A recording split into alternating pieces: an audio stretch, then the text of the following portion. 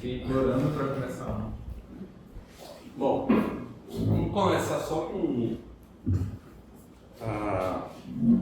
comentário, só para completar uma coisa que ficou meio faltando, que é, nós provamos o quê? Que todas as boas ordens, elas ou se mergulham umas nas outras, ou as outras nas umas, ou elas são iguais. Não é isso? Para a gente completar a nossa figura, a gente precisa fazer o quê? Mostrar que toda boa ordem é isomorfa a um ordinal. Aqui a R, aqui alfa pertence a, certo? Como que a gente demonstra isso? Aqui eu vou adiantar uma ideia, poderia ser feito de outro jeito, mas eu vou adiantar uma ideia que a gente vai usar depois, mais consistentemente, que é a ideia de colapso transitivo. Certo? Eu vou começar mostrando um exemplo para a gente perceber. Olha só, pensa que eu vou ter aqui o conjunto que tem o vazio. Depois eu tenho o conjunto que contém o conjunto vazio. Depois eu tenho o conjunto que contém o conjunto vazio. E conjunto que contém o conjunto vazio. Isso aqui é uma ordem, certo? Por pertencimento. Uma ordem transitiva e bem fundada. Certo? Mas você sabe que ela é isomorfa ao bem. Quem? Ao 0 e 1, 2, certo? Só que seria diferente, né? O 0 seria esse, depois esse,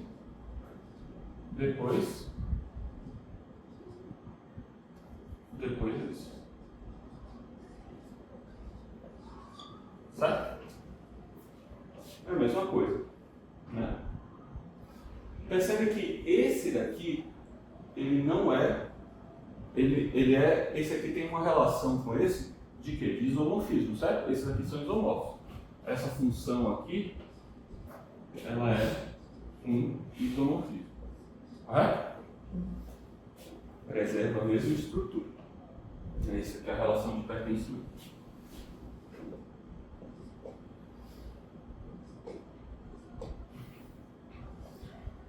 Bom, o que muda de um para o outro? Aqui de cá não é transitivo. O conjunto não é transitivo. Por quê?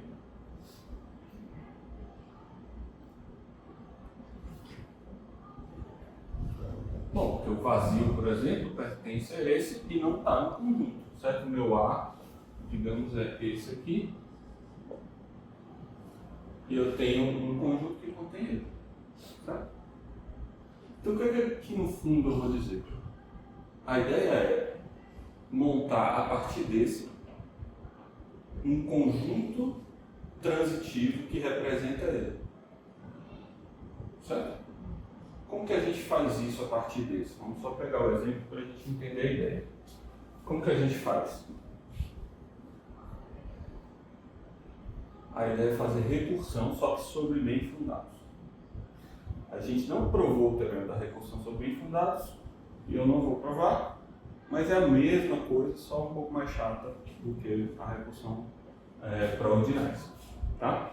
Mas qual que é basicamente a ideia? É você pensar o seguinte: eu vou pegar e eu vou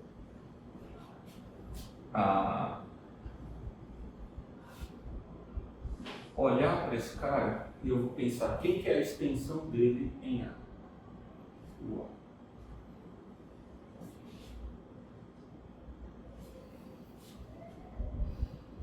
São os membros de A, tais que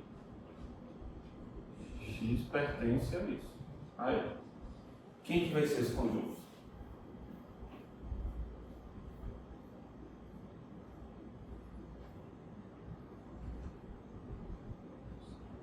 Esse cara só tem um elemento, que é o quê? Vazio. O vazio está dentro dele? Está dentro de A? Não, então isso aqui é o quê? Vazio.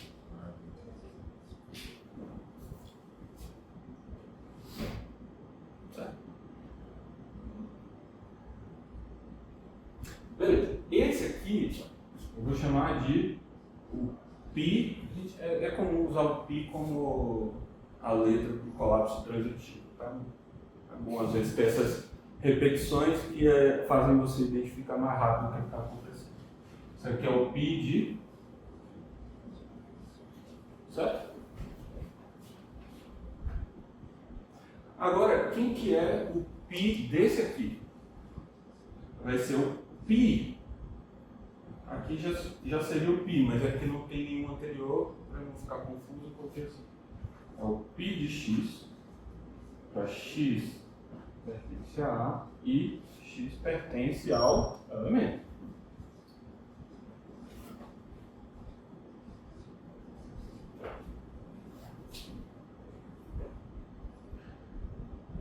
Quem que é esse conjunto? Vamos lá. Quem que é o elemento disso aqui? Unitário de π. Ou unitário de vazio. Certo? Ele está em A? Tá. Beleza. Eu já sei quem é o π dele? Já. Vazio. Então quem que é esse conjunto?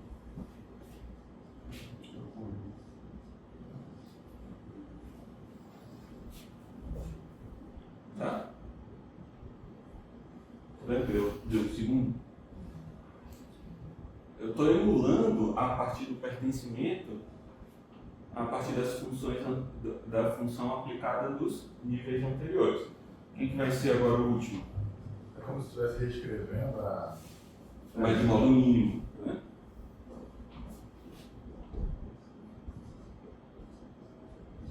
Aí o último elemento é esse. Né?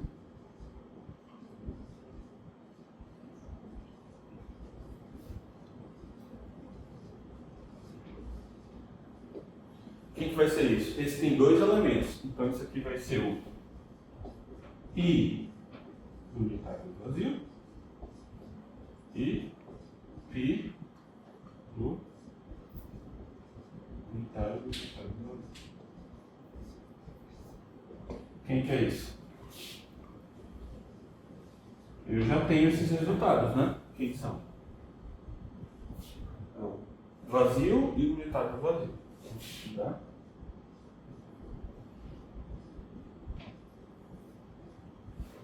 Certo? Então viram que essa função que eu defini, ela é o isomorfismo desse vértice. Você lê? Mas eu não fico que recupera a transitividade. Que recupera a transitividade. No caso, aqui já era o pertencimento. Mas poderia ser qualquer coisa, né? Poderia ser isso aqui, né? A, qualquer, B, C. E o A se relacionando com C. Daria a mesma coisa, falaria, só que aqui é uma relação R. Tá? Aí aqui eu colocaria R, que é R. Certo? Daria exatamente a mesma coisa. Certo? Então, se eu aplicar essa mesma ideia para um conjunto qualquer com uma relação R bem fundada, vai resultar nesse mesmo isomorfismo. Certo? Então, como que eu vou definir isso daqui? Esse isomorfismo. Isso aqui é uma relação bem fundada. Aí o que acontece? A gente tem o teorema da recursão sobre bem fundados. O que é a recursão sobre bem fundados? Se A é bem fundado, AR, né? E aí aqui não precisa ser linear, né? Basta ser, pode ser uma ordem parcial, mas ela é bem fundada. Certo? Ela pode ramificar, mas ela é bem fundada. O que significa ser bem fundada? Nesse caso, qualquer subconjunto tem menor elemento. Certo? Se ela é bem fundada,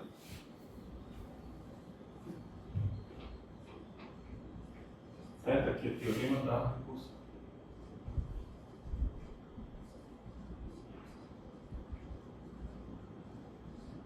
Isso aqui é na versão mais geral, né? Que é sobre bem fundados. E G, uma função qualquer, de V em V.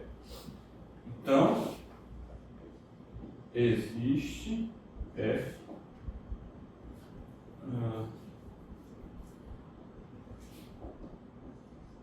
de A em V, ok? F de um Azinho qualquer é igual a G aplicado ao quê? A F da extensão na relação bem fundada disso. Vou escrever aqui e a gente vê isso.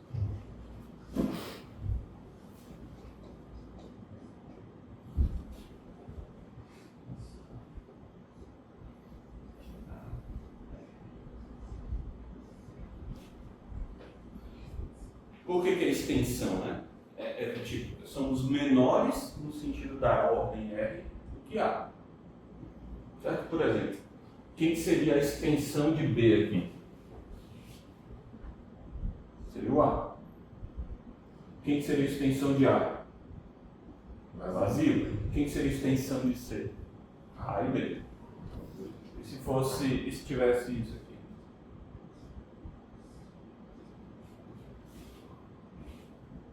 Não, D.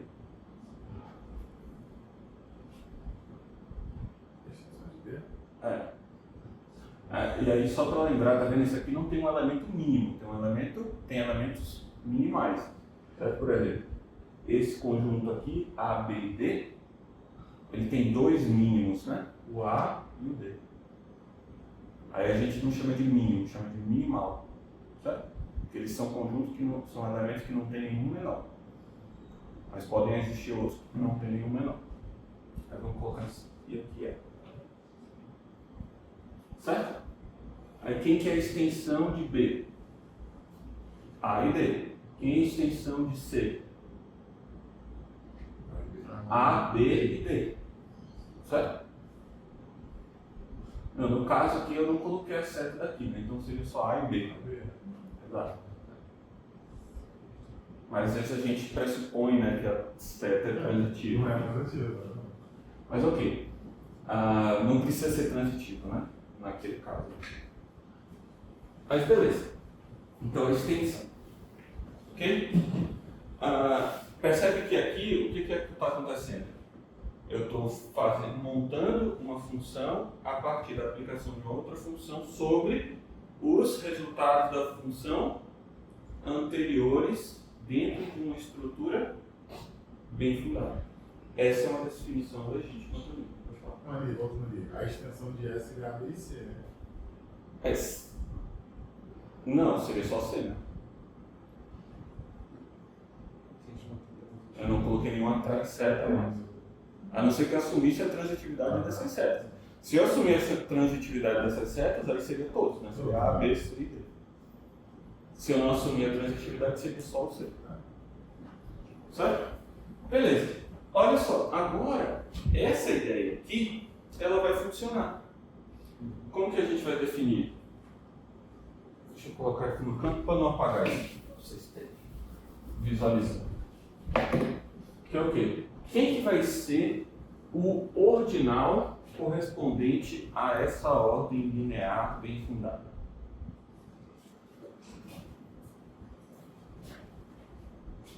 Eu vou fazer a função π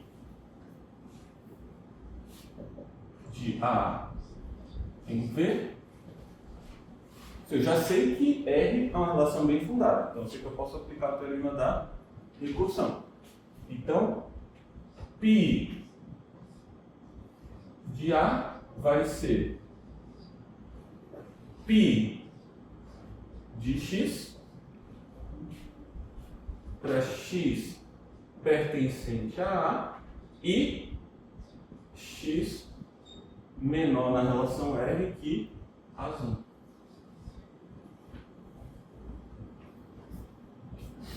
Foi exatamente isso aqui que a gente fez nesse caso. A gente pegou o quê? Ó? Quem que vai ser o correspondente desse aqui. Eu pego todos os menores que ele e aplico o π. No caso, eu não apliquei nesse primeiro, mas tinha que aplicar em tese. Quem que é esse aqui? Todos os menores que ele, só tem um, aplicado ao π que eu já tenho, que é do anterior. E aqui é a mesma coisa. Perceberam? Então, desse modo, a gente vai colapsar o A dentro de um ordinal. O primeiro elemento sempre vai ser o vazio? Certo. Porque se você começa. Exato. Se ele é bem fundado, o conjunto inteiro tem menor elemento, e esse menor elemento, no mapeamento, sempre vai ser o. Aí tem outra coisa também que a gente prova, que é o que? Se o conjunto original é transitivo, quer dizer que se algum elemento dele é transitivo já, quer dizer que ele vai ser a identidade quando você faz uma. Mas aí o que acontece? Agora, veja só. Então, a imagem dessa função, a gente sabe que é um conjunto pelo axioma da substituição, certo? Porque eu pego um conjunto e eu aplico uma função nele, ele vai ser um conjunto. Quem que vai ser esse conjunto? Vai ser exatamente o alfa, que é o ordinal que eu quero mapear. Certo? Aí agora eu deixo como exercício você usar esses elementos para a gente poder. Outras coisas vocês fazem como exercício, podem me entregar depois. Provar que de fato, a R é isomorfo a π de A.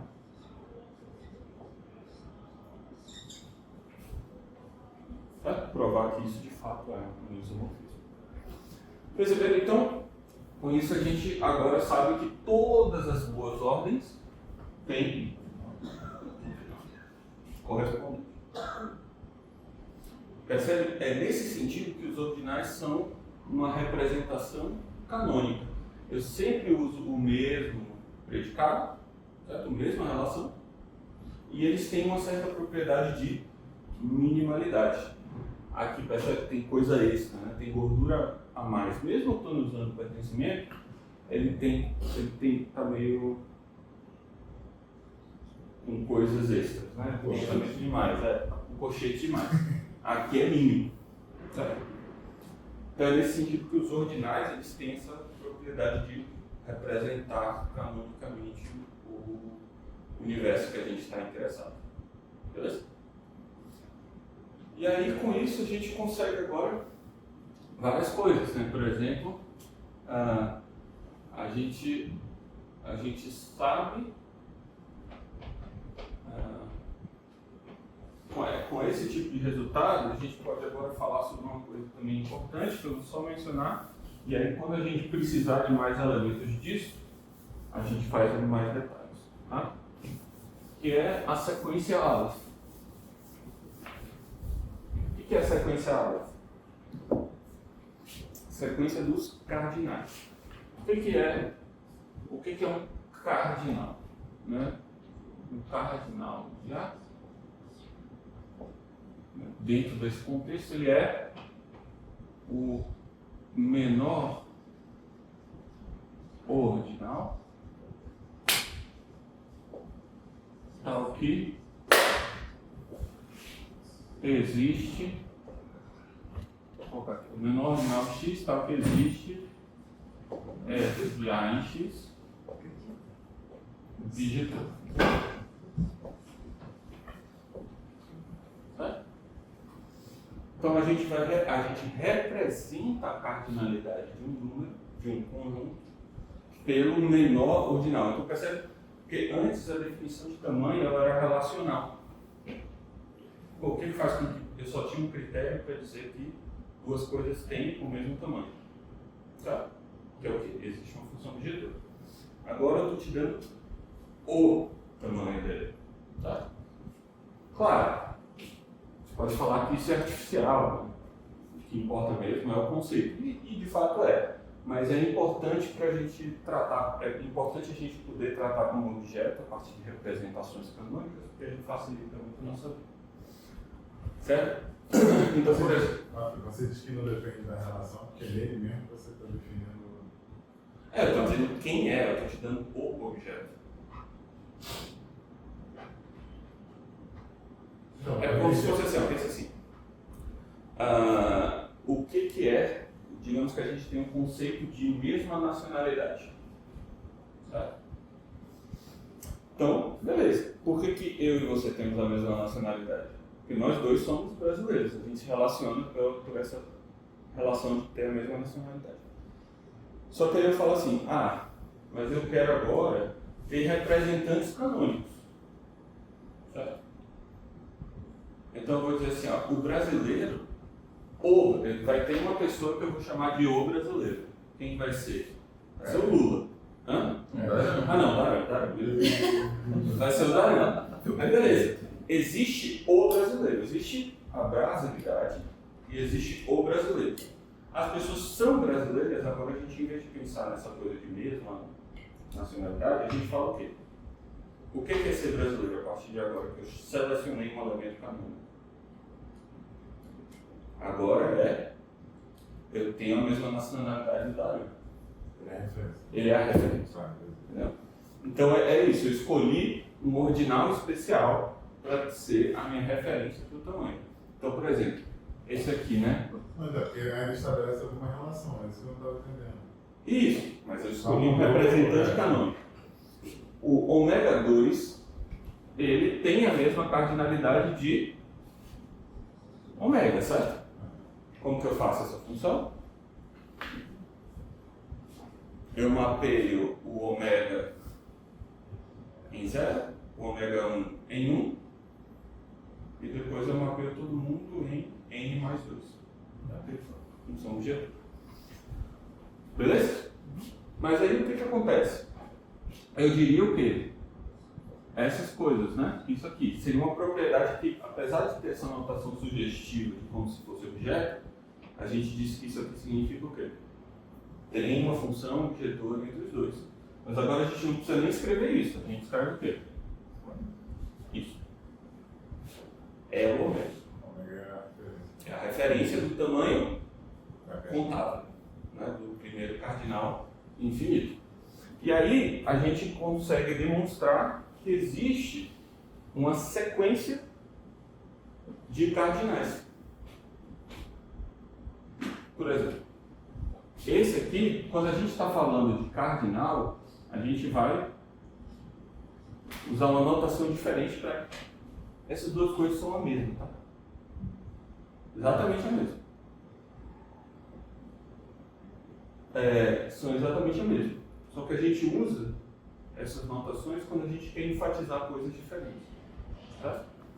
Aleph 0, quando a gente quer falar do tamanho cardinal contável. Quando a gente fala ômega, a gente está querendo falar da ordem, a primeira ordem infinita. Tá? Você pode relacionar agora esses representantes. Exatamente. Agora, Brasil, numa sequência. É. Exato, agora eu posso representar eles numa sequência. Como que eu faço? Bom, o que agora eu faço? Eu faço assim, ó. Existe um cardinal maior do que esse? Essa é uma pergunta. Como que prova isso?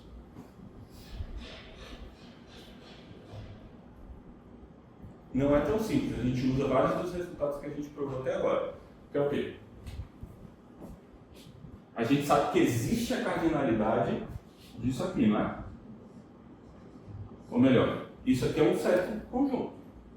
Só que ele tem um cardinal? Não sabemos. Não sabemos. Essa é uma das coisas do axioma da escolha. O axioma da escolha, ele me garante o quê? Que isso aqui pode ser bem ordenado. Então, pelo axioma da escolha, AC, a gente escreve normalmente AC porque, como normalmente é escrito, que é choice. o axioma da escolha ele vai me dar que o quê? Existe uma boa ordem dele. Ou seja, existe um R sim. Certo? Ou seja, pelo resultado que a gente acabou de mostrar, o quê? Existe o quê? Um alfa π. Certo? Isso, o alfa é o cardinal dele? Não. Mas eu sei que o quê? Existe o menor, né? Lembra? Se existe um ordinal que é isomórfico, existe o menor ordinal que é isomórfico pela propriedade do menor ordinal, certo? Então existe o menor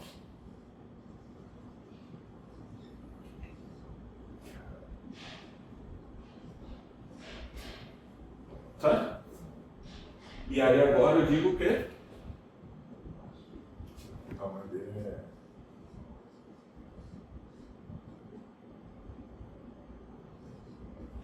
Cardinal das partes de ômega esse alfa i. Quem é esse cardinal exatamente? Aí que é o mistério. A gente sabe que existe o tamanho dele. O tamanho dele é algo concreto. O problema é determinar exatamente quem é ele. Certo? Vai dar para determinar. Esse que é o ponto, né? É independente. Que isso aqui é a cardinalidade do contínuo. Lembra? Que a gente sabe que é indeterminável. Mas a gente sabe que existe o tamanho. Que ele tem um tamanho. O problema é que a gente não sabe, não tem ferramentas para decidir quem é ele. Em tese é maior que o cardinal de ômega. Isso a gente sabe, sim. Porque a gente sabe que isso aqui não pode estar em bijeção com. A gente sabe que é maior. Mas já sai direto. Não, o teorema de Cantor, porque a gente mostrou que o conjunto das partes é sempre maior do que o conjunto. Ah, não, então isso já está implicado nisso. Você precisaria ainda demonstrar que a alfa i é maior que a. Do que ômega. Que ômega. Não precisa, porque você sabe que isso está em bijeção com isso, está em bijeção com isso. Certo? Isso está em bijeção com isso, pelo isomorfismo, certo? Mas eu sei que não pode ter uma bijeção de ômega em. Sim. O R ele é só uma relação bem fundamental. A gente não sabe. É esse que é a não construtividade. A noção da escolha está nisso. Beleza? Só que aí a gente sabe mais, né? A gente sabe que a gente pode ir para o próximo, né? A gente sabe que pode ir a gente sabe que tem um maior, tem um cardinal maior. Se tem um cardinal maior, tem o menor cardinal maior. Certo? Quem que é esse menor cardinal maior? A gente vai chamar de Aleph 1. Tá? E aí agora, como a gente sabe que a gente pode ir para alguém maior e depois entender quem é menor, a gente pode sempre ir, né? Então a gente tem uma sequência de cardinais. Sim. Ô, Pedro, eu vou fazer uma pergunta mesmo. A gente poderia considerar assim que, do ponto de vista do próximo, a gente reconsidera o tamanho do anterior, tipo assim, como você questão de perspectiva, né? Se você está perto, não parece infinito. Aí você vai para o próximo, mas se quer infinito, você considera infinito. Se você pensar em teoria da medida, toda vez que você vai para um infinito maior, o tamanho daquele se torna de medida zero. Como assim? É meio que assim. De medida, né? Medida é um termo Tá pensando. matemático, mas eu penso assim, é um termo da geometria. Mais ou menos assim, pensa qual que é a sua chance de acertar um número natural entre 0 e 10. Se eu aleatoriamente disser 1 sobre 10, 10%. Certo? Agora, se eu falar, eu quero que você acerte um número entre 1 e 10, só que agora todos os racionais. A sua chance é literalmente 0. Porque a medida dessa coisa é 0. Entendeu? Mais ou menos isso. Quando você vai para o infinito, ele é muito. Na verdade, quando você passa para um próximo tamanho infinito, o infinito anterior se torna muito pequeno. Isso é muito interessante. Eu acho que eu ainda não entendi esse negócio da medida. Dá muito trabalho explicar isso. Medida. Não, o conceito de medida dá, mas é meio que assim, só pensa assim, que é 1 sobre infinito. Quanto que é 1 sobre infinito, velho? Cara, é zero. É zero. Tende a zero. Tende a zero, né? É. No limite é zero. Não. Tende a zero, é isso. Mas assim, depois a gente pode falar sobre o que é medida, mas agora não vou focar. Até a Aleph. Aí tem esse Aleph, certo? O Aleph 0, 1, 2, 3. Então, o que a gente acabou de mostrar? Que a gente está ordenando os tamanhos cardinais a partir dos ordinais. Tá? Tudo bem? Então, isso aqui, o que a gente basicamente mostrou com esse raciocínio aqui? Que se tem um cardinal Aleph alfa, o que existe? Existe o próximo. Tá? Agora o que falta? Mostrar que existe o cardinal, os cardinais limites também existem. Como que faz os cardinais limites? O que são os cardinais limites? São os que o ordinal do índice dele é limite. Certo? Ou seja, coisas como Aleph ômega. É como se fosse subir um degrau assim. Amanhã Você é vai- zero. Vai até um número limite, dali você não consegue ter uma Isso. continuidade. É que esse aqui você não consegue usar a operação de sucessão para obter ele. Esse aqui você faz assim. A união do Aleph N menor que ômega. Isso aqui é o quê? É uma substituição pela função ordinal, certo? Ou a função dos Alephs, e depois eu faço a união de todos eles, que vai dar alguma coisa maior do que todos eles. Tá? Eu não chega por ele somando, né? Não, você chega fazendo a união. É a união de todos os anteriores, percebeu? É a união de todos os Alephs anteriores. E aí ele existe. Mas aí o próximo. Aí tem o próximo. Aí tem Isso. Aí agora tem Isso, é. Ele é o um saldo, Aleph, um saldo. ômega, mais um. E você pode continuar. Tá? Aí você pode também o que fazer? Ah, mas isso aqui ainda é pequeno, né? Aí você vai dizer, é o ômega, ou o Aleph, ômega 1. Aí isso aqui é só uma anotação, tá? Por que a gente escreve ômega 1? Para não confundir com o tamanho cardinal. Ou seja, isso aqui é o ordinal que tem tamanho Aleph 1. É a mesma coisa no fundo, certo? Só que a gente usa isso aqui por quê? Porque aqui a gente está pensando no conceito de ordem, certo? Ela veio de você. A ômega não é a mesma coisa que o Aleph 0? É porque na verdade é o ômega, é o ômega 0.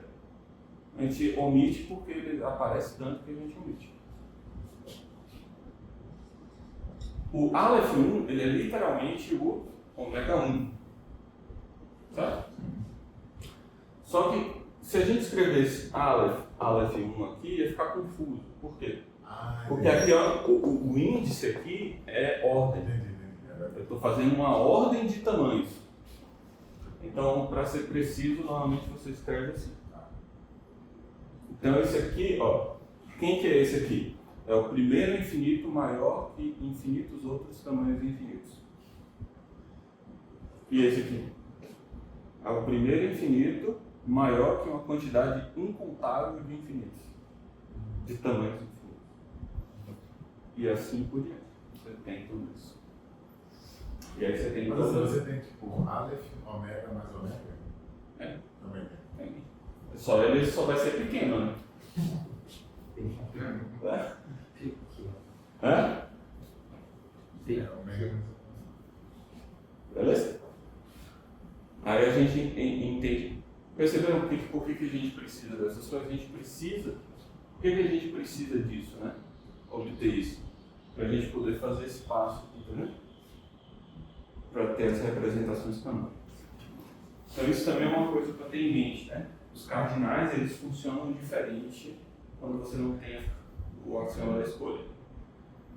Vai ter coisa que não é. Vai ter conjuntos que não podem ser bijetados em nenhum ordinal.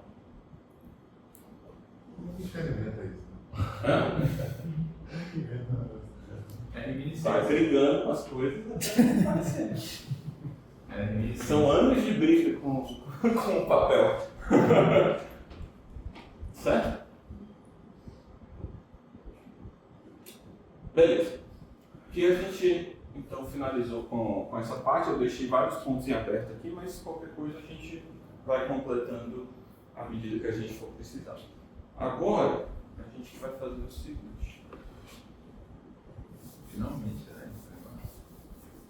Esse negócio. Eu vou fazer o último resultado preliminar.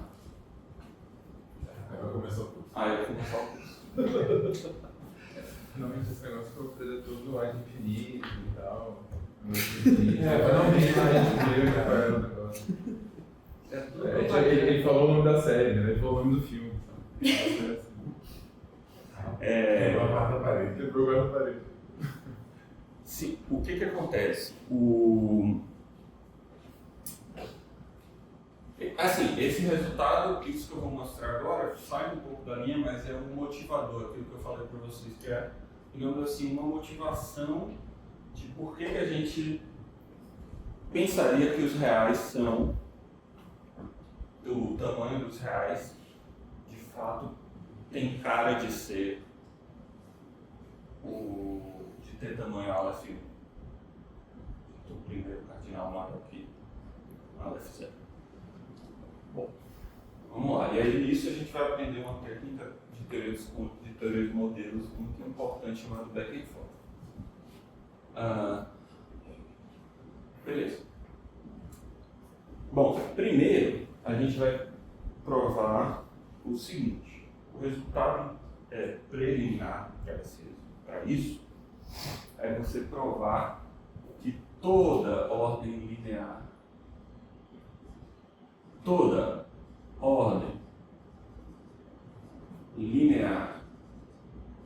densa e contável, todas ordens lineares densas e contáveis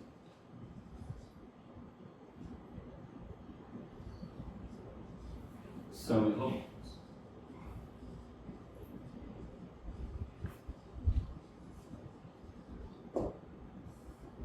Esse também é um resultado muito interessante, né? Que ele mostra que a teoria das ordens lineares densas é algo bem compacto, assim, bem, não tem muito espaço de ambiguidade dentro das ordens lineares densas contáveis. O que são as ordens lineares densas contáveis? Os racionais. Tá? Tudo bem? A ideia é mais ou menos essa. O que é ser ordem linear? A gente já sabe. Transitiva, irreflexiva, colação. O que é ser denso? O que é ser denso? Exatamente, entre dois elementos. Vamos pensar aqui, isso aqui é um A com alguma relação de menor. Quer dizer que para todo A e B existe C. Todo A e B diferente de A, né?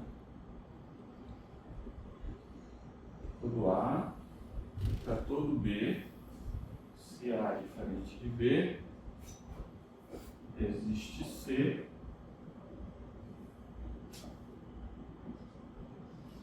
A menor do que B, existe C, tal que A menor que C menor que B. Tá? Bem, os números naturais não são densos, né? Por quê? Porque entre o 3 e o 4 não tem número, né? Agora os racionais são, entre o 3 e o 4, quando você pensa em racionais, tem o 3,5. Quando você pensa entre o 3,5 e o 3, tem o 3,2. Sempre vai ter alguém no meio. Certo? E contável, a gente já sabe, né? Quer dizer, do A, cardinalidade, a gente agora pode começar a usar essa notação. Cardinalidade do A é A ao zero. Tá? Tudo bem? Qualquer coisa que tenha essas propriedades é isomórfica. Ou seja, meio que o que a gente está meio que dizendo? Só existe uma ordem linear densa contável. Tá? Porque qualquer coisa que seja aí, que seja uma ordem linear densa, vai ser isomórfica entre si. Então tem a mesma forma, só uma forma diferente de falar a mesma coisa. Eu queria pensar assim. Linear estrita, né? É. Tá. Só quando você parte de estrita para não estrita, só muda a formulação das coisas. Eu teria que formular um pouco diferente. Se fosse não estrita, eu teria que colocar se A é menor do que B e A é diferente de B, então existe C que é diferente de A, é diferente de B. Certo? Com a estrita fica um pouco mais sintético. Beleza? A técnica para isso é uma técnica muito bonita. Quem provou isso a primeira vez foi o Cantor, mas ele provou para esse caso bem específico e depois, mais à frente, o pessoal trabalhando com teoria de modelos percebeu que isso era uma técnica universal, que dava para aplicar muitas vezes em muitos lugares. Aí ficou conhecido dentro da técnica do teorema de Freise.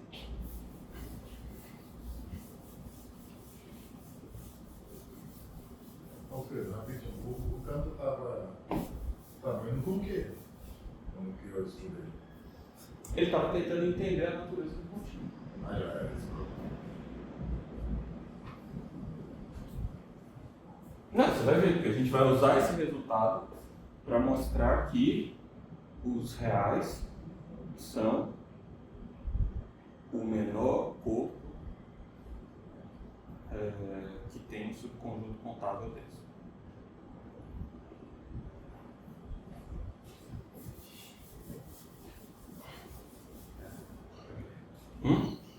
Bem que tá de impressionante.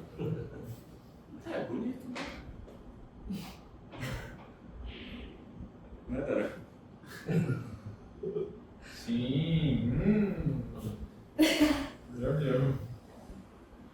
Qual que é basicamente a ideia? A ideia é você fazer o seguinte. Se você tem duas ordens lineares densas e contáveis,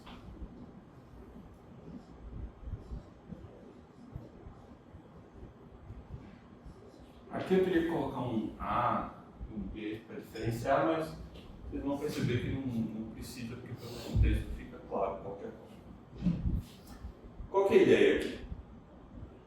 Percebe que eu não tenho quem é o primeiro elemento, certo?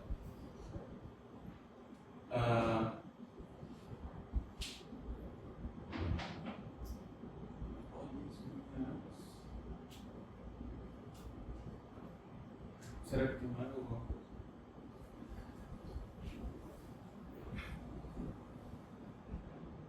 Tem que colocar aqui restrito também.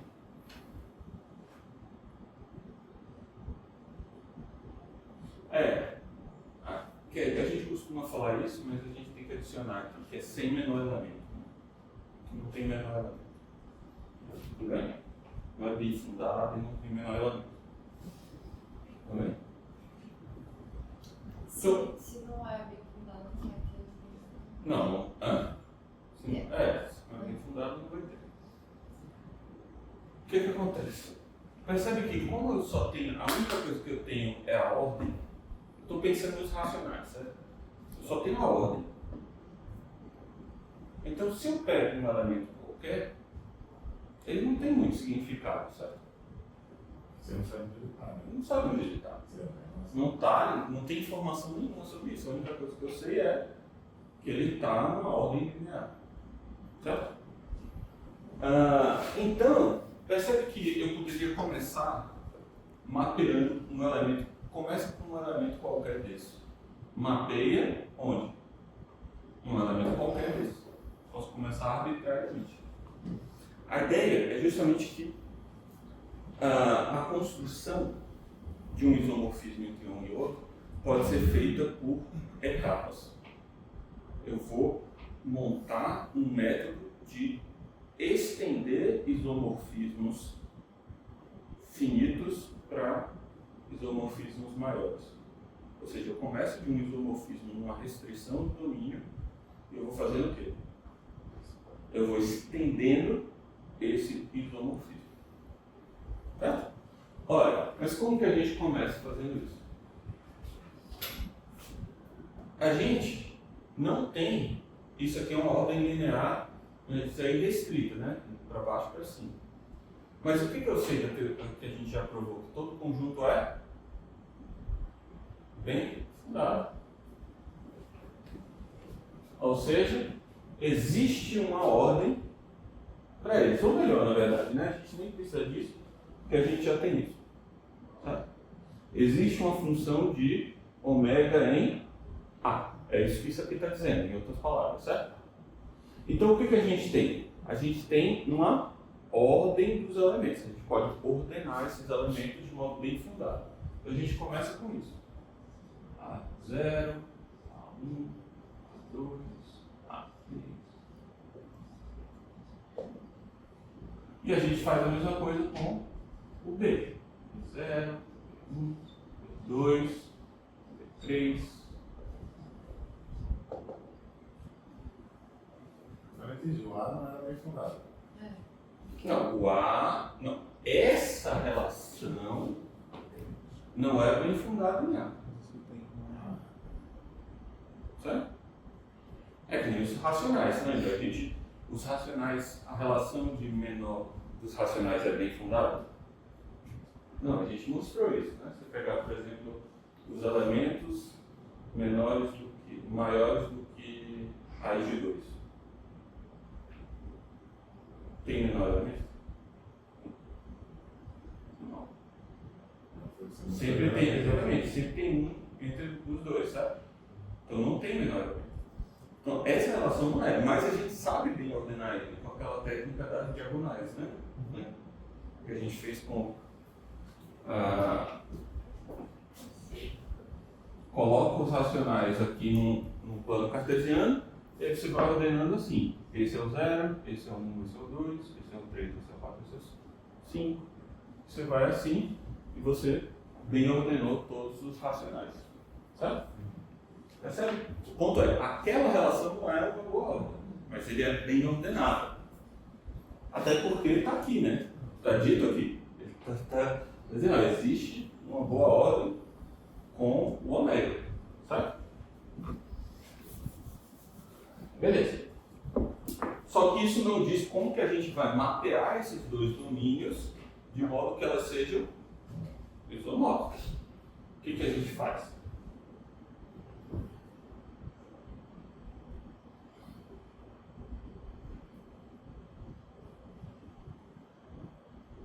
Bom, a ideia é a seguinte. A gente vai começar com um isomorfismo pequeno. Qual? Esse aqui, ó. Essa aqui a gente vai chamar de I1, I0. Quem que é minha I0? É um isomorfismo do A0 em B0. Isso é um isomorfismo?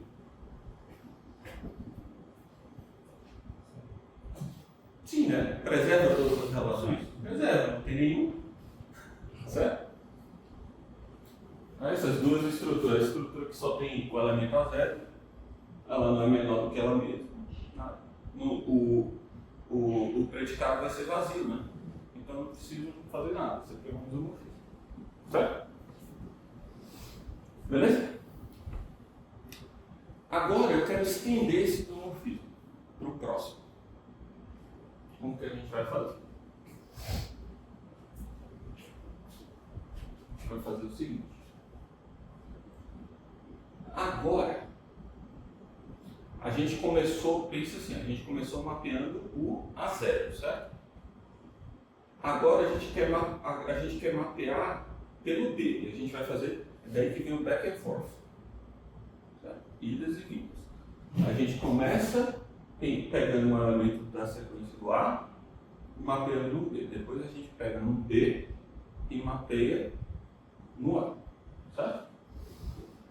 Beleza. Quem que já foi mapeado? O B0. Quem que é o próximo que falta ser mapeado? B1, certo? É esse cara aqui que eu quero mapear. Só que, o que eu preciso garantir para que isso seja um isomorfismo?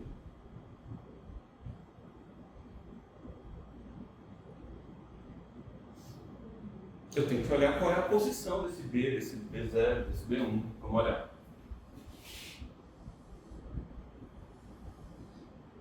Aqui, digamos, está o A0.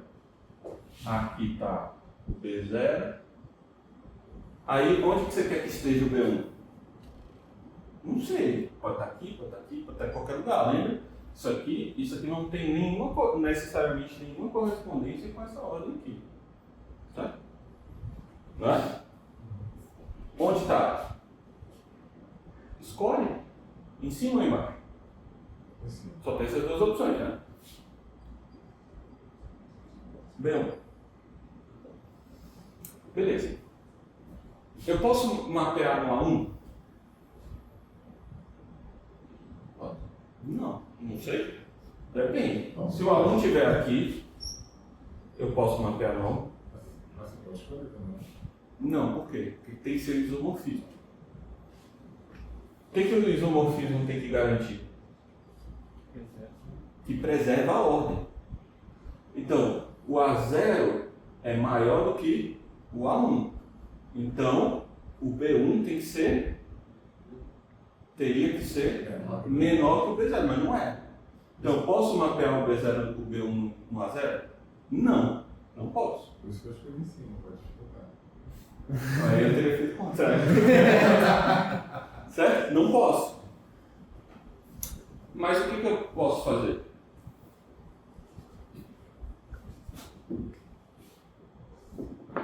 Acho que foi muito caro.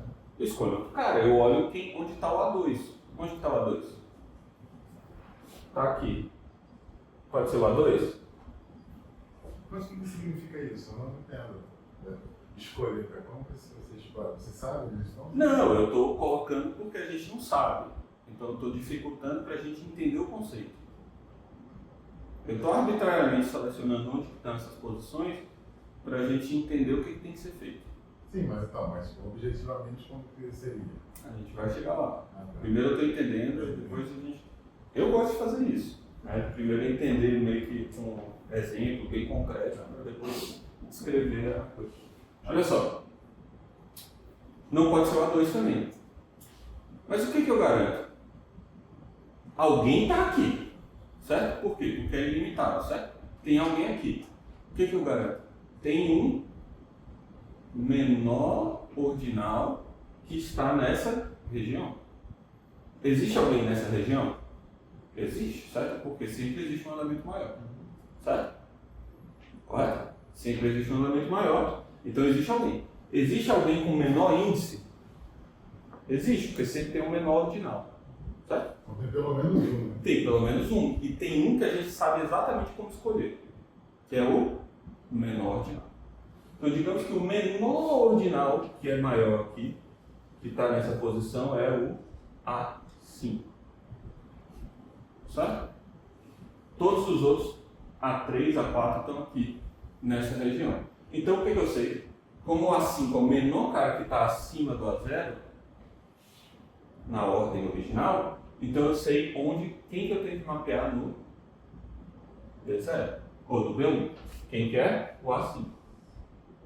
Então, eu vou pegar o A5 e eu vou mapear no B1.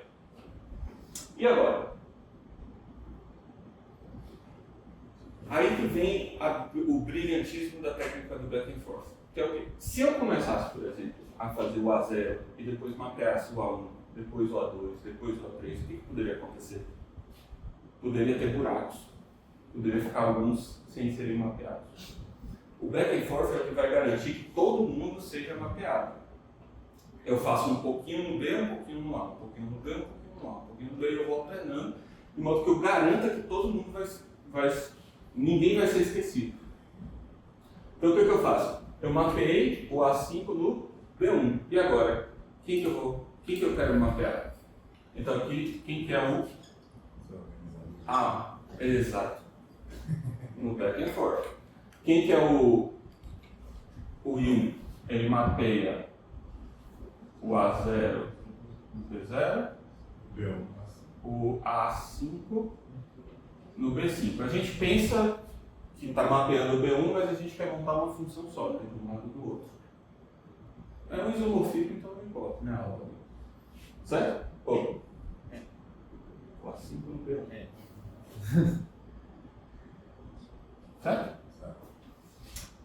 Quem que agora a gente está preocupado em mapear? O A1. Certo? Porque a gente não quer esquecer ninguém. Se a gente sempre mapear de um e do outro, a gente garante que ninguém vai ser esquecido. Então a gente vai para o A1. Certo? Esse é o brilhantismo da técnica do canto. Aí você pega aqui o A1. Aí o que eu faço? Eu vou olhar onde é que está o A1. O A1 está aqui. Então o que eu vou pegar? O menor o menor índice que está abaixo do B0. Vamos lá, digamos que é o B3.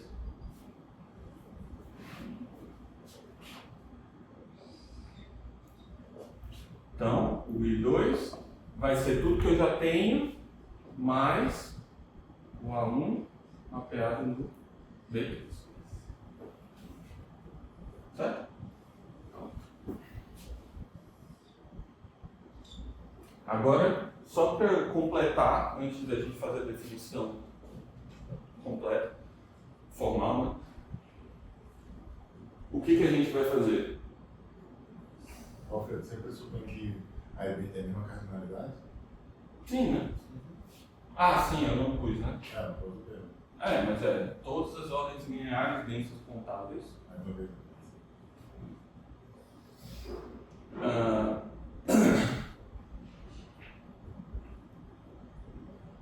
Senão vai necessariamente sobrar. Beleza. Qual que é o problema que a gente tem aqui, por exemplo? Agora a gente tem que mapear o B2. Aí vamos só fazer o B2 rápido, porque o que eu estou interessado é nesse A2 aqui. Ah não, pode ser o B. Digamos que o B2 está aqui.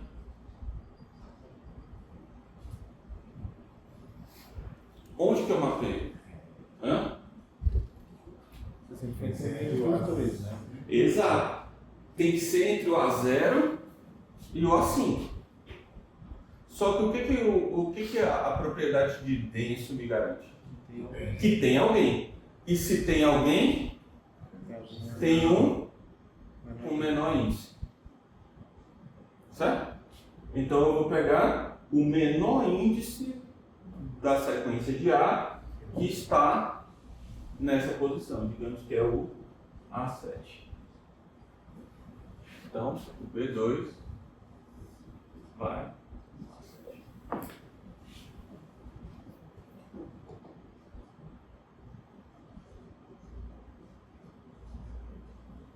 Certo? Perceberam que a coisa vai funcionar? O que a gente garante? Como a gente faz um pouco de um pouco do outro, eu garanto que eu estou fazendo na ordem, eu garanto que sempre, né, na minha 10ª posição, eu sempre vou ter alguém para mapear. Né? Beleza? Deu para perceber que isso vai funcionar? Então, o back and forth é uma técnica que mapeia isomorfismos. A técnica é de você começar de um isomorfismo e você mostrar que sempre ele pode ser estendido tanto no domínio quanto no contradomínio, de modo a preservar o isomorfismo. Aí isso garante que você tem um isomorfismo integral. Certo? Vamos agora para a técnica mesmo? Deixa eu ver se isso está funcionando. Tá. Vamos então agora para a técnica. Eu vou fazer aqui do lado a definição mesmo. Aí a gente agora usa isso aqui como parâmetro para a gente entender como que é a definição. Percebe que a gente vai montar meio que duas coisas, então vale a pena. A gente está montando uma função a partir do B e uma função a partir do A, correto? Então, vamos fazer assim, ao invés de fazer desse jeito, vamos fazer assim, ó.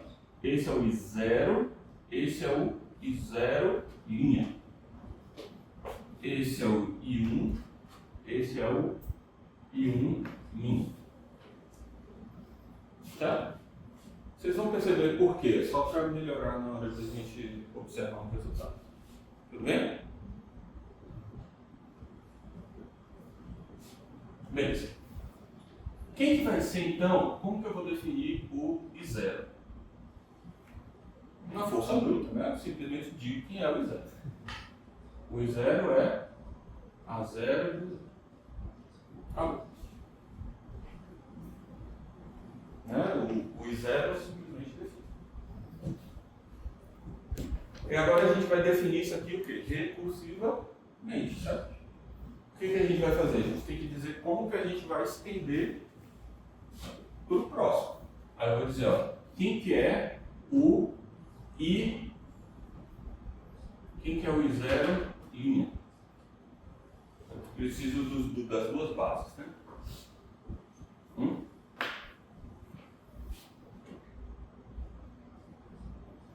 Vai ser o A0, B0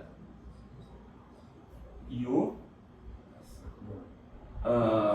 X, B1. Tal que X. Não, desculpa, é o AX, né? AX. Tal que X é o menor ordinal.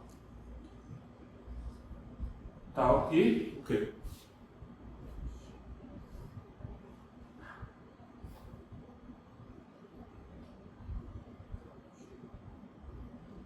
Está na mesma posição que o B1. Né? Então é tal que se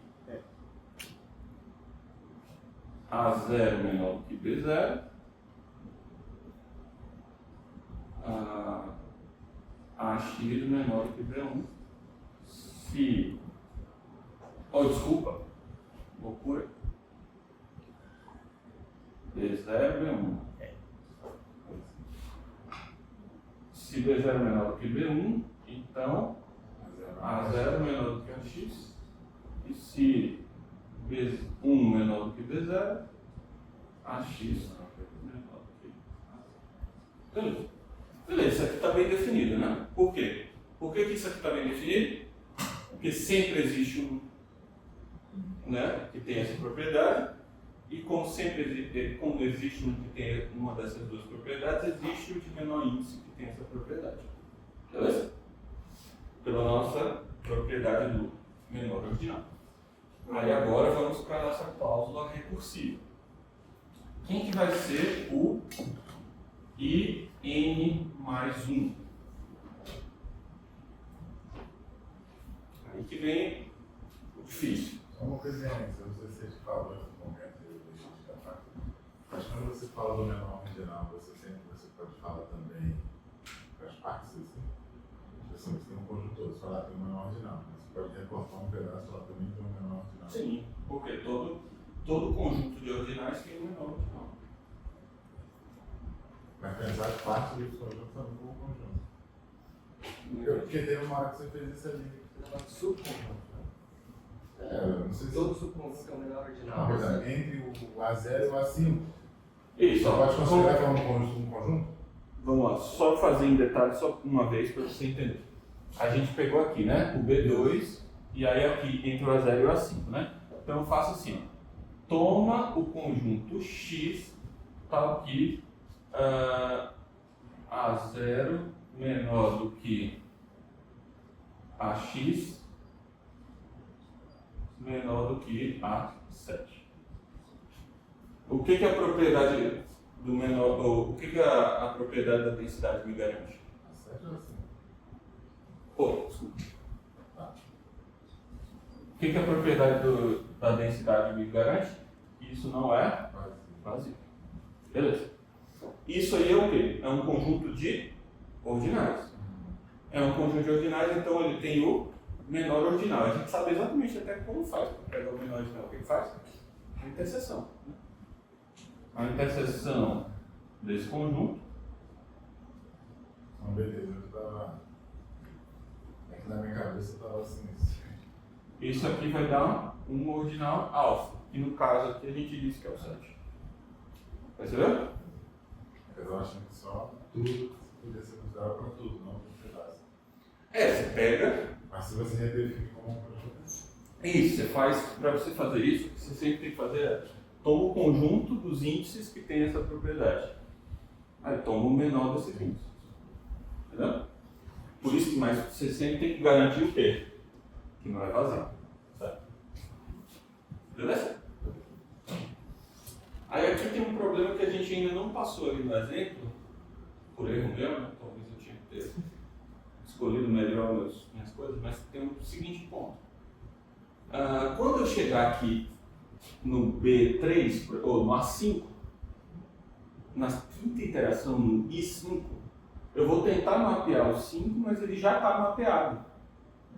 Então, não é o A5. Eu não posso tentar mapear ele de novo, porque senão eu posso gerar uma incompatibilidade, eu posso errar. Né? Então, o que eu tenho que fazer? Eu tenho que pular. Então, quem eu mapeio também vai ser obtido pelo menor ordinal. Então, quem que vai ser? O IN mais 1. Vai ser o I linha N, certo? Lembra, eu pego o anterior, né? O anterior do I1 é o I0 linha. E aí eu vou unir com o quê? Eu vou unir com algum mapeamento, que vai ser o AX BY. Certo? Agora, quem que é esse X e quem que é esse Y? Se fosse simples, eu colocaria aqui o N mais 1, né? Mas não é, porque eu posso já ter mapeado ele. Correto? O que eu faço? O menor que ainda não foi mapeado. Certo? Beleza? Então vai ser quem que é X? X é o menor em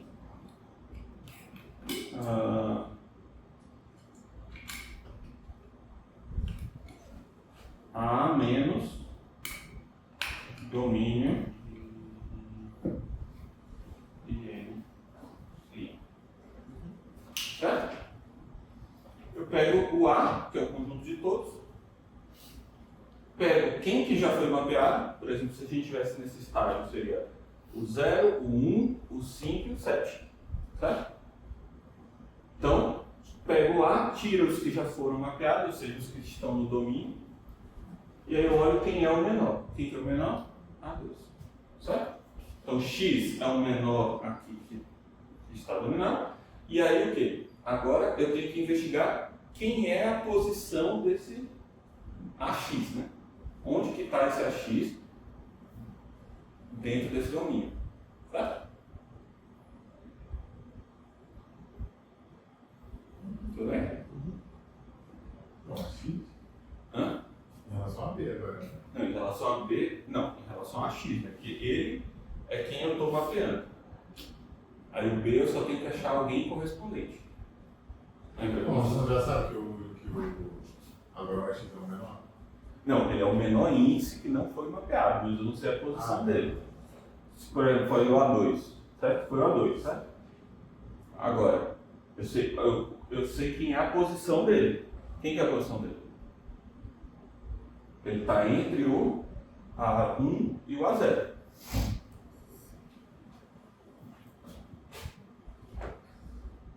Aí, o X1 é o quê?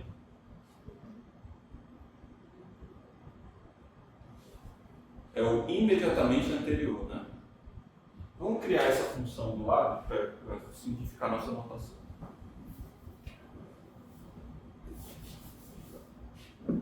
Eu vou colocar assim, ó, anterior. Anterior em um certo conjunto C. Anterior igual a X em um conjunto C. Quem que vai ser esse?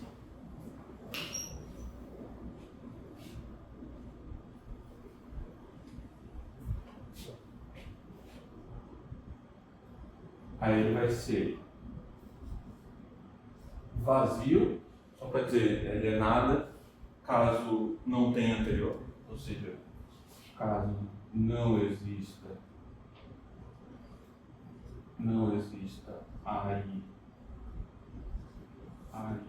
aí em C, né?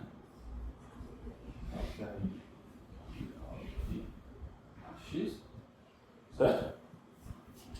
Porque ele pode ser o menor, que nem aqui, né? Se fosse o A1. Dos que a gente fez, ele é o menor de todos, certo? Se não tiver ninguém menor que ele nos que já foram colecionados, vazio. O anterior, aí agora, o anterior ele não pode ser qualquer menor, né? Não foi.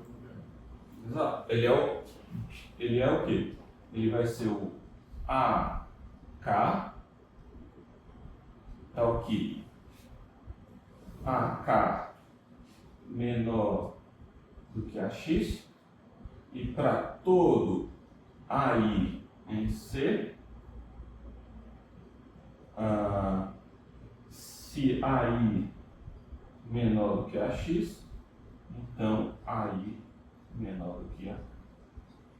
Certo?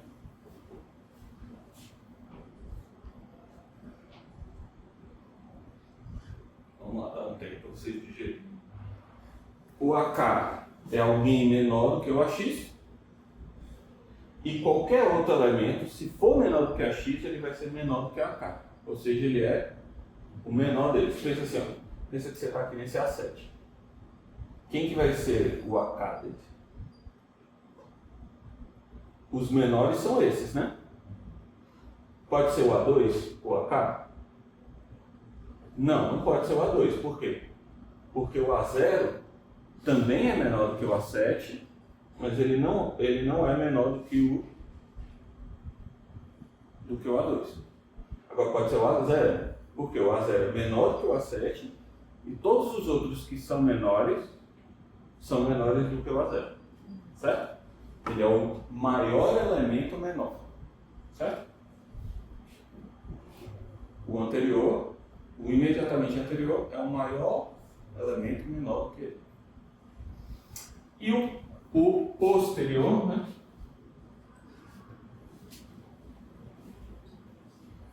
Vai ser a mesma coisa. Vai ser vazio se não tiver posterior, e vai ser o menor maior que ele, caso contrário. Certo? Tá, beleza? Agora vai. Então, vamos dizer que o X1 é o anterior do AX no que? No domínio.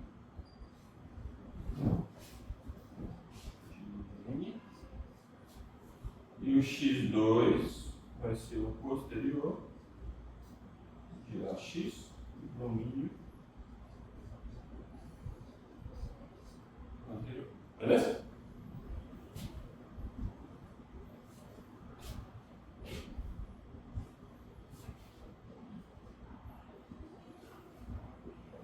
Ok?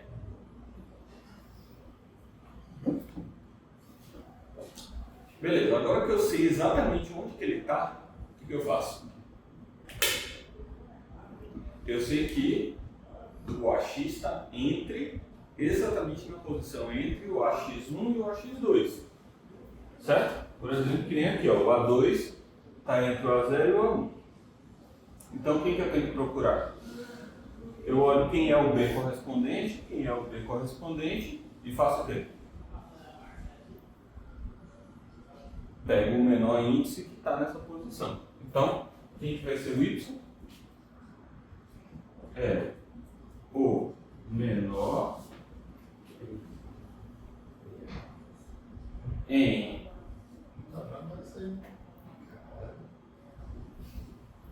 Vai ser fácil na hora de escolher.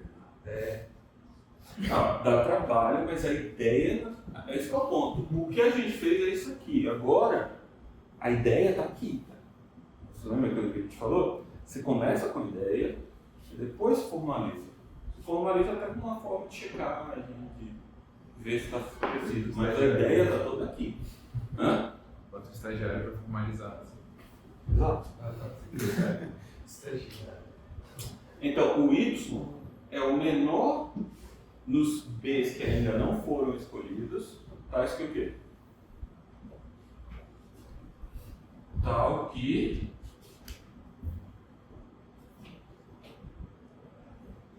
I' em de AX1 menor do que BY, que é menor do que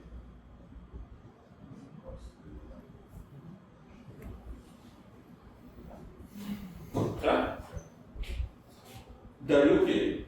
Eu sei que ele existe, porque é denso, e eu posso sempre pegar o menor elemento. Tá? Ah, mas e se o anterior não tiver anterior? Quer dizer que aí você pode dizer que isso aqui, se isso aqui for vazio, quer dizer que isso aqui é ignorável. Vocês passam pegar um menor que eu digo. Tá? Qualquer número. É só, assim, se for vazio, você ignora essa relação. Eu só não estou escrevendo, só estou evitando escrever para não ficar poluído demais. Vocês entenderam? Verdade? Porque pode ser que não tenha, né? Mas isso tem alguma relevância, assim, qual que seria a diferença quando não tem anterior? Não, na verdade é mais fácil, só que você poderia ter escrevido e não ter escrito nada. É a mesma coisa que pegar assim, ó. Eu quero um daqui, dessa região aqui, que não tem nenhum menor. Então basta pegar um menor do que esse. Eu não preciso considerar que é menor do que esse e maior do que aquele. Só um menor do que esse basta. Entendeu? Por isso que eu coloquei vazio aqui, só para identificar aqui, não é nada. Isso aqui solta. Isso aqui a gente montou o AI mais um. Aí agora a gente tem que montar o quê? O AI linha mais um. Preciso fazer ou vocês estão convencidos que é a mesma coisa? Hã? Faz? Nem não está convencido nada. Deixa eu tirar uma foto, deixa eu tirar uma foto. Hã? Qual que é o... Não, é bom que reforça, né? A gente volta, a gente pratica mais uma vez. Quais que são alguns livros, assim, bons? Onde de tem isso? indicação, né? O Levi tem isso, a Back and Forth de modo geral, você vem de modelos, ou tem o House, que é um livro já de lógica mais avançado. Back and forth usa para fazer outras coisas também? Um método. É um método muito importante de teoria de modelos. Mas é sempre para isomorfismo? É para montar isomorfismos. É exatamente você encontrar as condições mínimas que permitem que você, a partir de isomorfismos parciais, monte um isomorfismo total.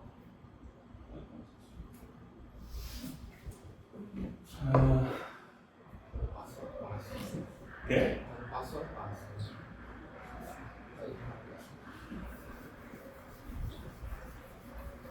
Então vamos lá. Quem que vai ser agora o...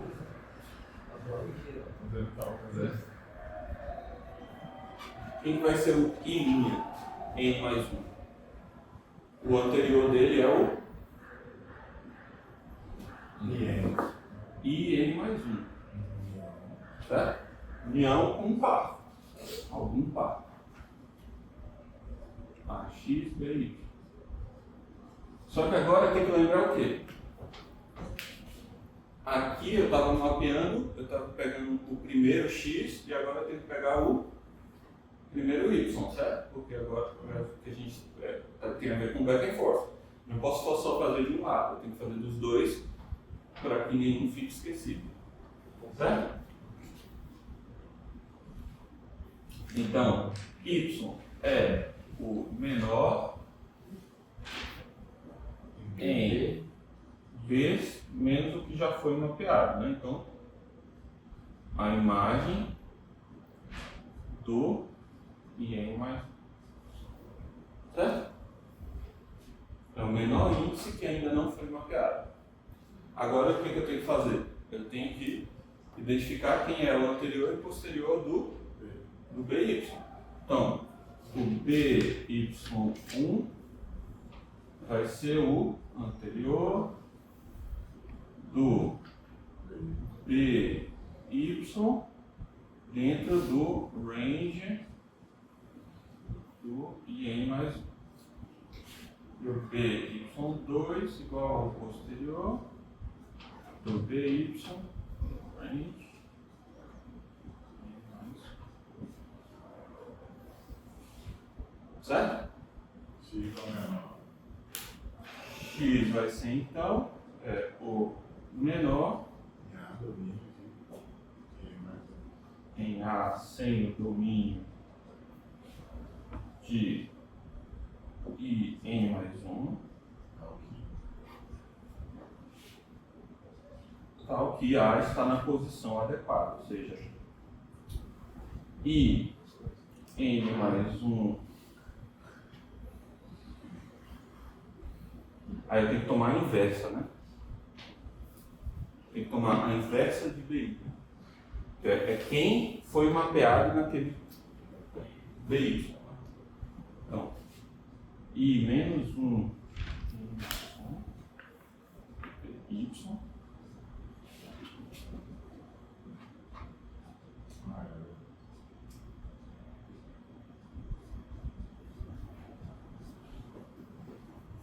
certo? Quem Essa é a mapeou? primeira sutileza. Exato. E pronto, a gente mapeou. O que é assim? Eu não vou fazer em detalhes para não cansar vocês, né? Só quero passar as ideias, principalmente agora. E outra, vocês têm todo o tempo do mundo para ver os detalhes em livro, tá? Que vão concentrar nas ideias. Bom, o que a gente tem que provar? Beleza, a gente fez esse mapeamento, certo? A gente separou em IN, I e linha, mas é a mesma coisa, né? Porque uma sempre é a extensão do outro. Eu só fiz isso para facilitar uma coisa. Quem que vai ser então a minha função? O resultado final.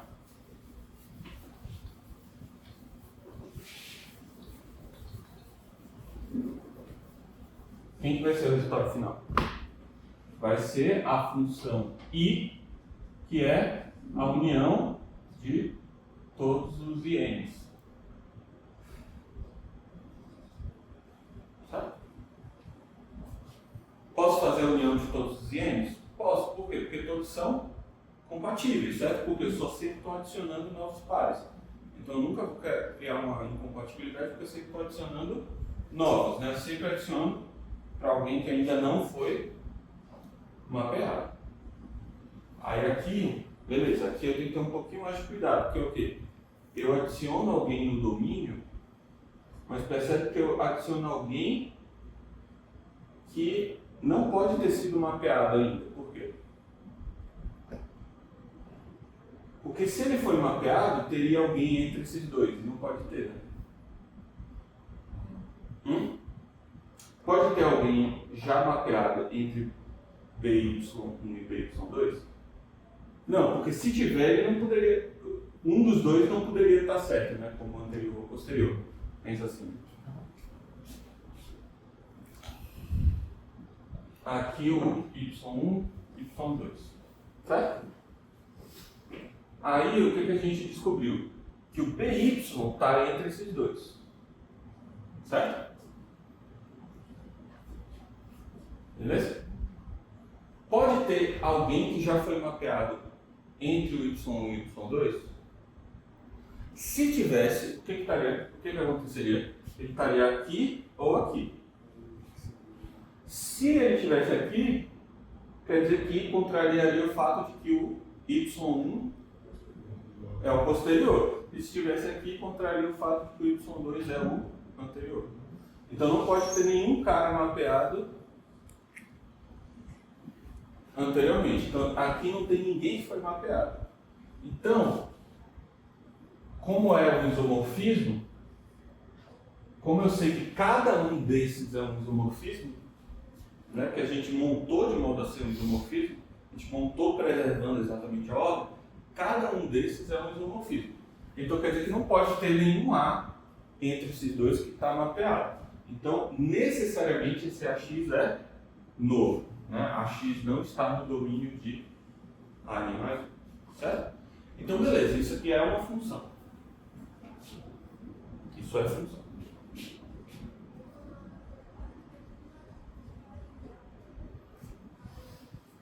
É função. O que mais a gente precisa provar aqui? Tem mais 3 coisas que a gente precisa provar.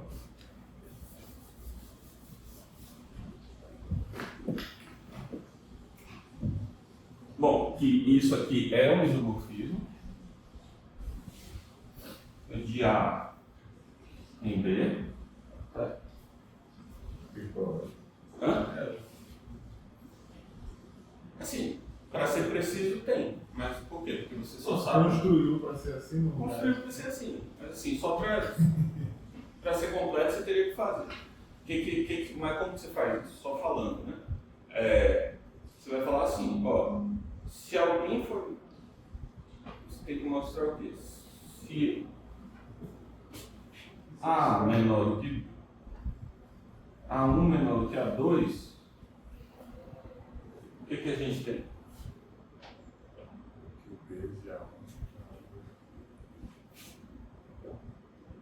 Eu sei que I de A1 não, como que eu sei disso? Não sei ainda. Eu tenho I de A1 e I de A2, certo? O que eu preciso garantir aqui? Eu pego e faço assim. E tem algum momento onde tanto o A1 quanto o A2 estão no... É estranho eu colocar 1, né? Porque a gente estava usando esses índices. Colocar x.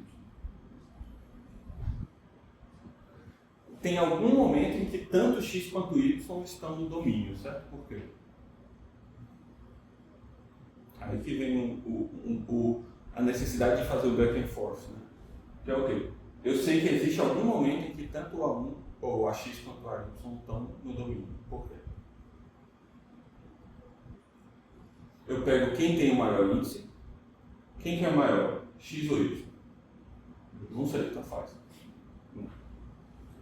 Y é maior do que a X, mas o índice pode ser outro. Eu pego o maior desses índices. E o que eu garanto? Por isso que eu fiz desse jeito. Então, o I, digamos que o X é o maior índice. O AX, eu garanto que ele pelo menos foi inserido no IX. Por quê? Porque perceba que a gente sempre adiciona o próximo que não foi mapeado. Então, no pior dos casos, ele já foi mapeado. No pior dos casos, ele nunca foi mapeado e eu adicionei quantos elementos? X, então ele foi adicionado no último. Entendeu? Se ele já tivesse mapeado em outro momento, tanto faz. Perceberam? Então quer dizer, o que a gente tem? A gente tem que, vamos dizer que Z é o máximo entre X e Y. Então quer dizer que AX e AY pertencem ao quê? Ao domínio de IZ. Certo? Como pertence ao domínio de IZ, o que eu sei? E eu sei que IZ é um isomorfismo, então eu sei que IZ de AX menor do que IZ de AY. Só que como isso aqui é uma função, eu sei que tem que ser igual ao próprio I. Então, e de AX. Certo? Beleza. Teria que provar que cada um desses é um isomorfismo também, mas é por indução. Certo? Por indução você prova, depois você faz aquilo para provar o resultado final. E por fim, você tem que fazer mais duas coisinhas, que é o quê? É que você ainda não sabe isso aqui. É que o domínio de I é A. Seria melhor ter provado isso antes, né? E a imagem de B, ou range, né? Como eu estou usando. O range de I é B. Esses dois são mais fáceis. Por quê? Que é o que a gente acabou de argumentar, né? O que acontece? Eu garanto que sempre o iésimo, ou o enésimo elemento ele sempre está no domínio de o A enésimo, ele sempre está no domínio de IN. Né? Pode ter mais coisa, mas pelo menos ele vai estar lá. E todos menores, né? E o B eu garanto que sempre está no I' N. O BN está no I' N. Então, todo mundo de A vai ser mapeado e todo mundo de B vai ser mapeado também. Então, o domínio de I é A e o range de I é B. E é para isso que a gente faz nessas duas etapas, né? Para garantir que eu não esqueço nenhum A, eu não esqueço nenhum B. Certo? A única coisa que falta aqui é provar por indução que esses IN e I'N são isomorfismos. Mas a prova é por indução. Recomendo tentar. Sei que o Daran não vai, mas o Menck vai. Vai tentar. O Natan, não sei, vai tentar? Vai provar por indução? Suponho que ela vai tentar. Qual é o caso básico? Não, isomorfismo do domínio parcial da imagem parcial. Não é difícil, só chatinho você ver ali os detalhes, mas é um bom exercício para você pegar um pouco da mecânica da coisa. Beleza?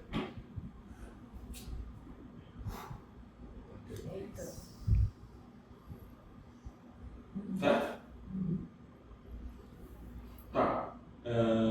Vamos fazer assim, me dá mais 10 minutos no intervalo. Eu sei que está longo aqui a primeira sessão, mas que a gente já finaliza. A parte de provar a coisa dos reais, agora é imediato.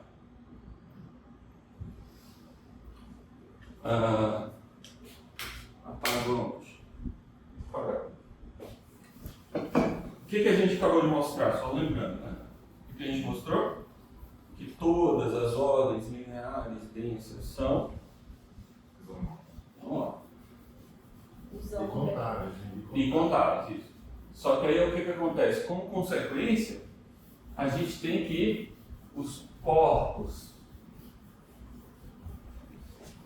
No caso, a gente nem vai pensar em corpo, a gente só vai pensar no conjunto dos reais mesmo com a ordem. Isso já é suficiente. Mas todos os corpos completos com subconjunto denso são também isomorfos. Então, os reais são unicamente definidos como aqueles conjuntos, aqueles corpos completos que têm um subconjunto denso. Como? Subconjunto denso. Quantos reais vocês vão mal fazer aqui? Entre eles, né? Não tem nem... o que acontece? Todos os corpos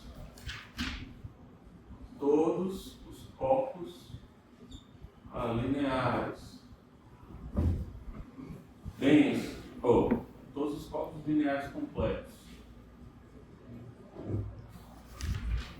Lembra o que é completo? Eu cheguei a falar, mas eu relembro. Todos os corpos lineares completos com subconjunto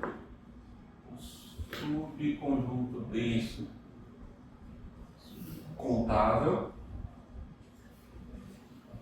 são isomorfos.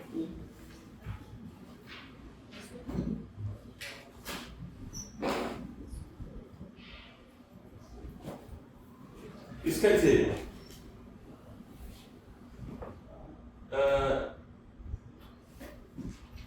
não tem como, não tem espaço para uma coisa intermediária entre reais e irracionais.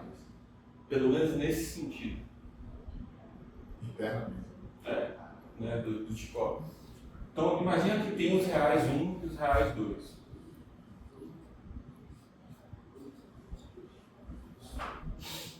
Tá? O que a gente faz agora? A gente precisa montar quem é o isomorfismo entre esses dois universos. Quem que vai ser? Bom, como eles, por definição, têm subconjunto denso contável, então quer dizer, quem é o subconjunto denso contável? 1. E quem é o subconjunto denso contável? 2. Certo? Ou seja, os racionais de cada um. Certo? Porque os racionais são o subconjunto denso contável dos reais. Certo? Beleza. O que eu faço agora?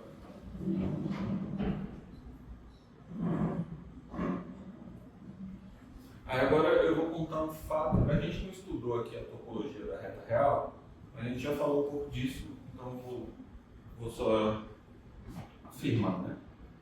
Todo número real, ele pode ser escrito como o limite de todos os racionais menores que ele. Ou seja, né? Limite, ou seja, É o menor elemento maior do que todos os outros. O número real R, ele é igual. não, porque você falou limite, eu pensei que tinha a ver com. Hã?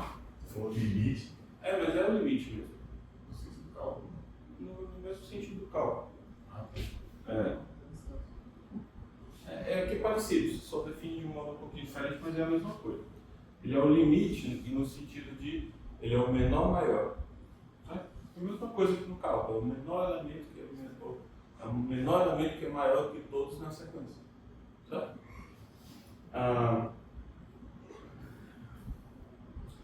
Ele é o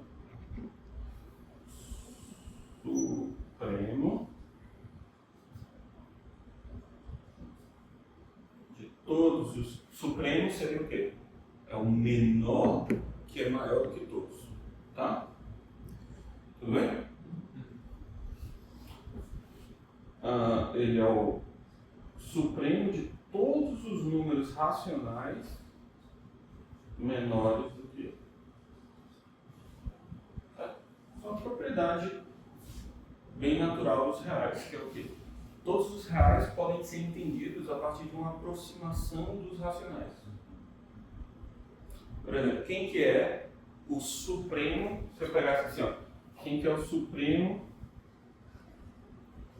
de todos os números racionais menores do que raiz de 2?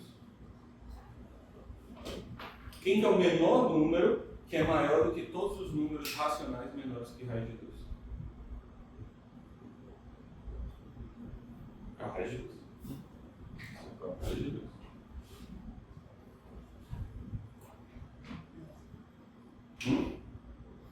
Por que disso? Por causa justamente da propriedade da densidade. Que é o que acontece. Então vai ser sempre o número aí, você coloca realmente limite, você Isso aqui é o limite de x tendendo a raiz de 2, é raiz de 2. Tá? Isso. O que acontece? Mas mesmo você pensando só nos racionais. Mas por quê? Justamente por causa da propriedade da densidade. Quem que vai ser esse número? Imagina que ele é, vamos pensar na reta, está aqui, raiz de 2. O raiz de 2 ele não é racional, certo? Ele é um número irracional, tudo bem? Só que aí você pensa, quem que é o menor cara que é? Assim, pode ser, o resultado do supremo pode ser antes dele? Pergunta é essa, pode ser antes dele? Não pode. Por quê? Porque se for antes dele, eu sei que ele é subconjunto descontável. Como ele é subconjunto descontável, eu sei que tem um depois dele e que é menor do que raiz de 2. Pode ser maior que ele? Não, porque o supremo é o menor deles, né? Então, ele com certeza tem essa propriedade de ser maior do que todos daqui. Você só não sabe se ele é o menor, mas com certeza ele tem essa propriedade. Então não pode ser nem maior nem menor. Aí a pergunta seria, pode não ser ninguém, né? Pode não existir? Não, por quê? Porque é completo. O que significa ser completo? Todo conjunto tem supremo. Todo conjunto de números reais tem supremo. Todo conjunto limitado, né? Tem maior. Todo conjunto limitado tem supremo. E ínfimo. Não? Tem que ser mais, né? Isso. Sempre que você pegar um conjunto qualquer de elementos, tem alguma coisa algum elemento real que é supremo dele. E é o próprio raiz de 2. Todo mundo comigo? Passei só a intuição, tem coisas para provar aqui sobre a topologia da reta. Certo? Mas a ideia é basicamente essa. Você pode pensar os números reais como aproximações racionais dele. Isso é o que a gente chama de a definição de Cauchy. Cauchy definiu números reais assim, desse jeito. Quando você fala supremo, você pensa sempre no maior. É o menor maior. Mas se você pensar na nota... O ínfimo seria o maior menor. O ínfimo seria o menor maior. O maior menor. Certo? É porque assim, você tem aqui, esse cara aqui é maior do que todo mundo aqui, mas ele não é o menor dos maiores, né? Você não saber como é que chamar agora. Ínfimo e supremo. Beleza, agora como eu posso pensar isso aqui vale? O que eu faço para montar o isomorfismo entre o R1 e o R2? Tranquilo, né? Quem que vai ser o F de um real 1A? Vai ser o supremo do quê? Eu aplico a função aqui dentro. Do I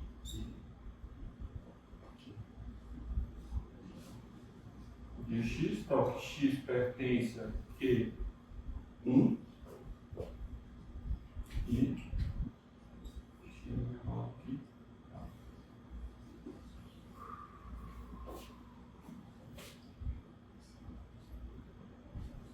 Isso vai ser um isomorfismo. Veja só, por quê?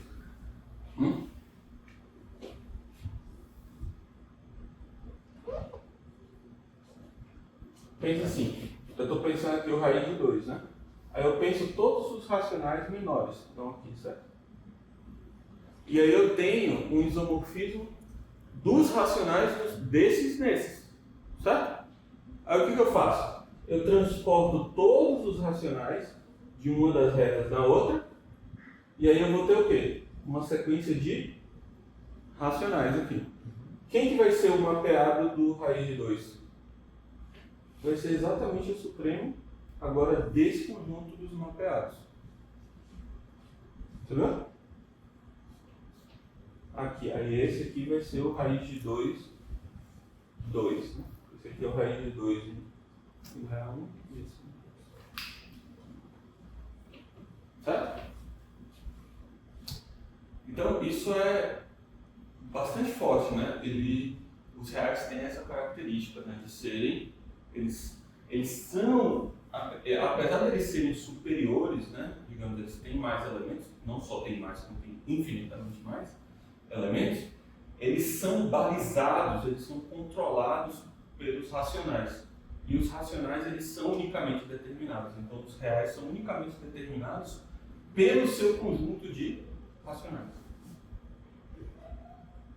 Então, quer dizer, tem essa coisa dessa minimalidade dos números reais em relação aos racionais. Se isso dá uma ideia de por que É uma das ideias de por que seria razoável, né, que o tamanho dos números reais fosse o menor maior. Né? Isso aqui não é ou não é, aí eu pergunto para vocês, né? É ou não é uma evidência disso? Ou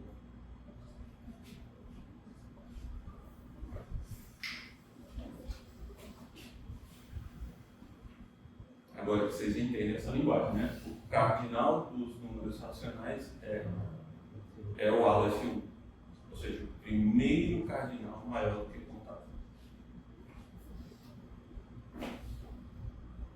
Vamos dar uma pausa? Só uma coisa que eu me perdi. O Q2, que aconteceu com ele? Não? Racionais do. Não, essa função aqui, É porque você o já tem I aparece aqui, né? É. O I é uma função de Q1 e Q2. Ah, tá, exato. Ah, é só para perceber.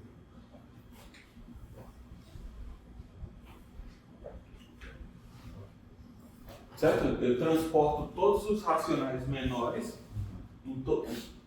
para cá e aí eu tiro o supremo.